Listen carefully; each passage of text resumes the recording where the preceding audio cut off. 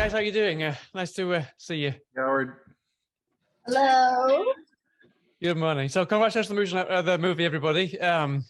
First question, I've got loads of questions. I'm going to jump straight in. Kevin, first of all, congratulations on this movie. Obviously, coming off the back of the film that people are still talking about, the Nicolas Cage, Willy's Wonderland.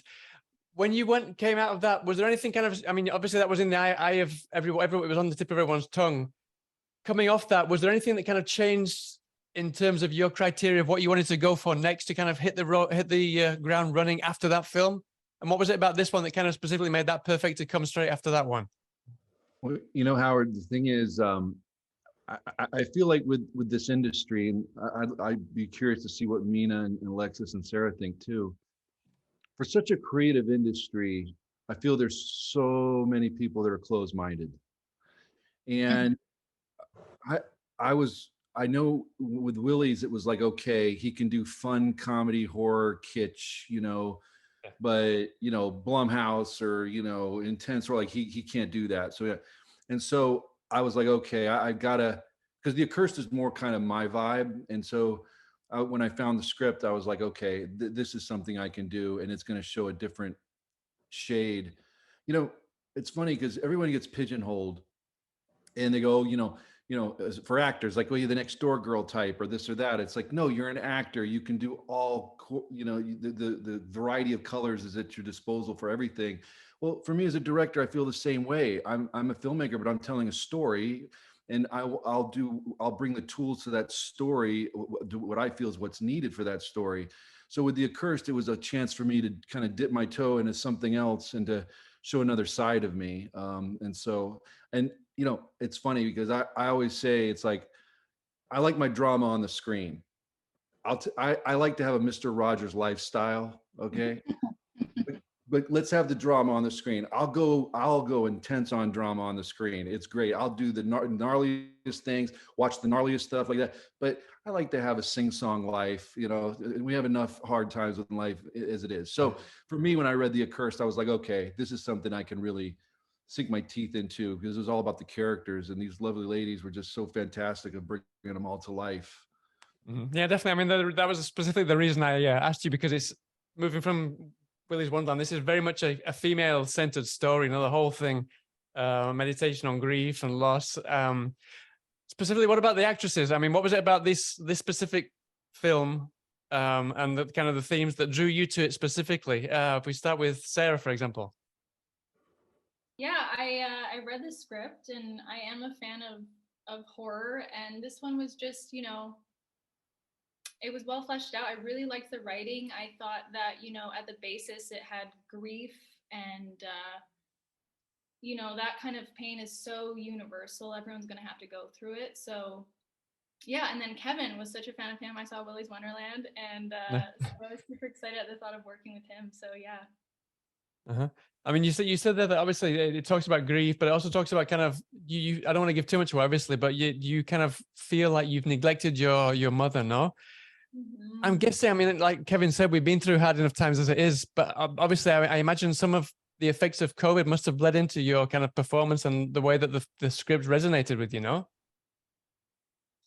Absolutely. I think, you know, besides my character's specific experience with her mom, I think everyone kind of goes through the thoughts and feelings of like, should I have been there more? Should I have called more? You know, is there more that I could have done? Was I enough? You know, so, you know, that's a very real thing that people have to go through. Yeah. Hello? I'm calling on behalf of Ms. Ambrose. She needs a carer. Your mother recommended you. My mother? This is really in the middle of nowhere. I'll be fine. Creepy. Was she always standing right there? My manager asked me if I thought that it would be okay if he submitted my daughter to play the role. And at first I thought this would be too traumatizing for her, and I said no. But then after about a week of sitting on it, I had a different feeling once I sat with the script for a while. But what drew me in for my character specifically was that I recognized that it was a very well thought out written storyline, and the dramatic storylines of the realism of the human emotions and the grief and the regret and all those little those micro emotions that are happening. I thought that depth was the level that I would want to engage in horror, because I don't actually really watch horror films, but I'll do them. Right. But the thing is that my character doesn't have to experience too much trauma. It's like she already had all her trauma and now she's a very empowered person, a strong person. Usually people cast me to be female, feminine, and attractive, promiscuous, or the mean hot bitch or something like that. And this character was a grounded, strong woman, doesn't wear makeup, it was the quickest hair and makeup experience of my life. Literally like 10 minutes, we're both done, ready to go. I'm like, this is amazing. And I've wanted to be doing things that are more empowering as a woman, as a person. And I was really excited to have that opportunity from Kevin, that Kevin looked at me and seen my films and saw potential beyond the pretty stuff, I was very grateful for Kevin. I don't know. There's something that came to mind when I was watching the film, that your character and Sadie, they would be perfect for a spin-off as well. Is that something that you would ever consider, a kind of series, a spin-off series or something? It would be fantastic. My daughter came up with ideas for a spin-off while we were Really? there, and she was teaching people, and it was really well thought out and very channeled. I was like, honey, let's record this, let's write this down. Absolutely, would love to.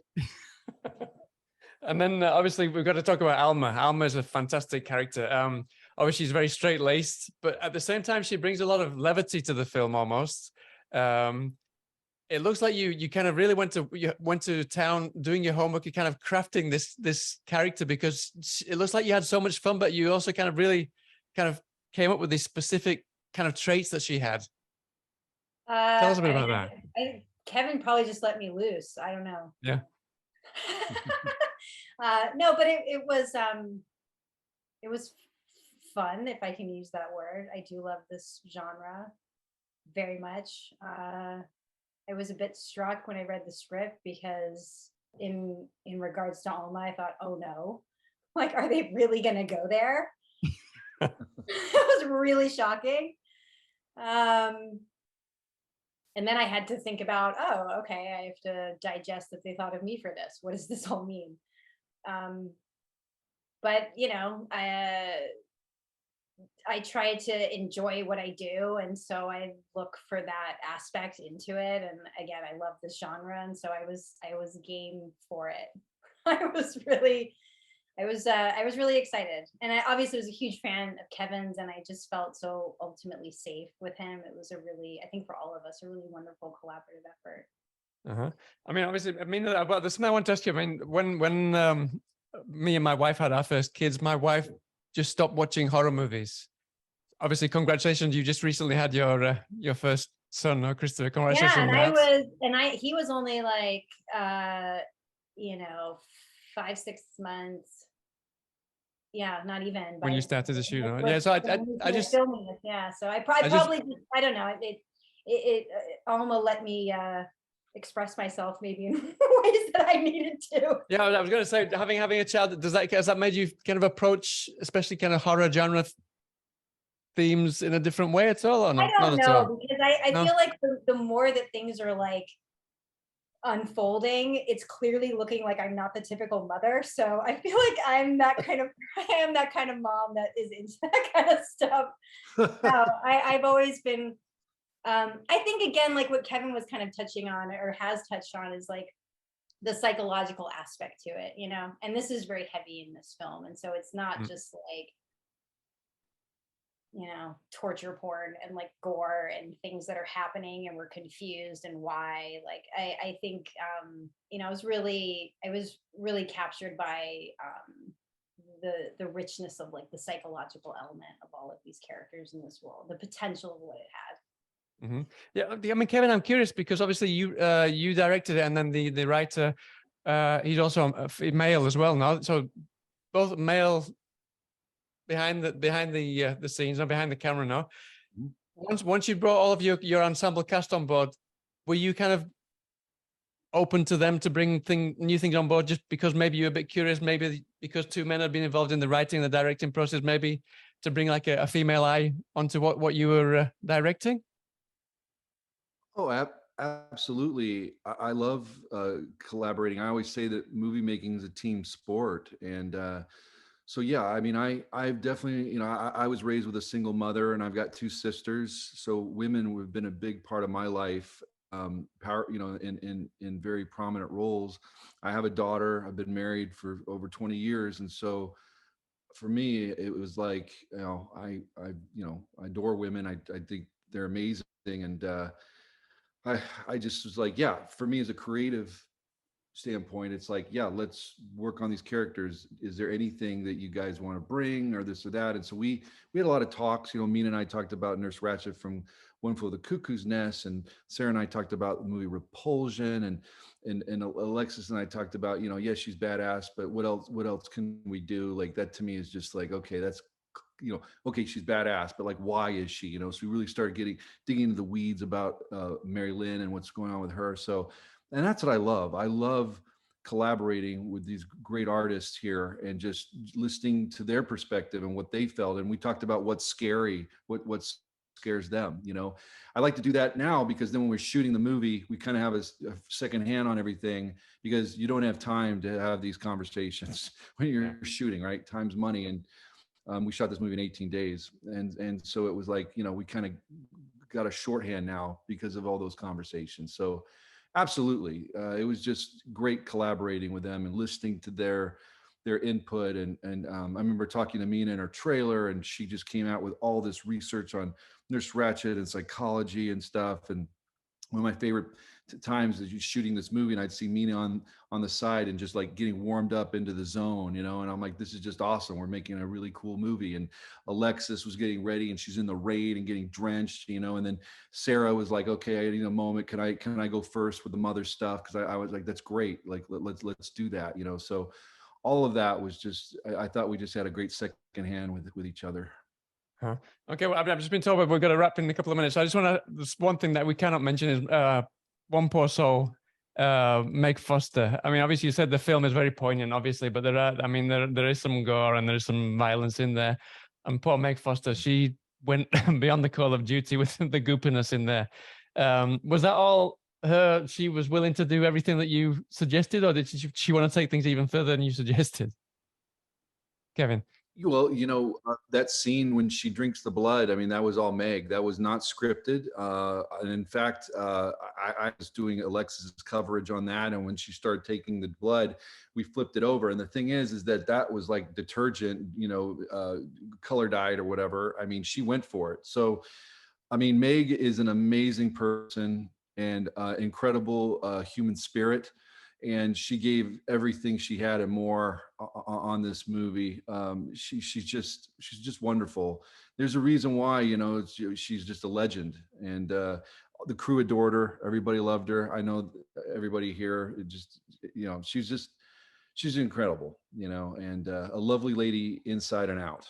So yeah, no, she's fantastic. Well, listen, sadly we're out of time. Wish you all the best of luck with the film when it comes out next week. And hopefully we get to talk about this series, Alexis, sometime soon. This spin-off series. That'd be great. All right. All the very best. Thanks so much for your time. Take care, guys. Nice to see you. Thank you, Howard. Bye then. And the mouth of the Accursed.